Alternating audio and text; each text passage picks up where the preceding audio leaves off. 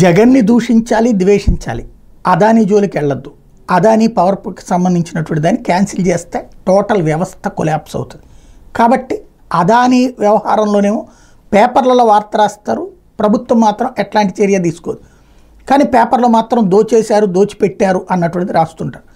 అదే సందర్భంలో అది అదానీది కాదు, సెకీతో మేము కుదుర్చుకున్న ఒప్పందం, సెకీకి అదానీ అమ్మితే మాకేంటి సంబంధం అని వాదించుకొస్తుంది. ఇంకో పక్కన వైఎస్ఆర్ కాంగ్రెస్ పార్టీ.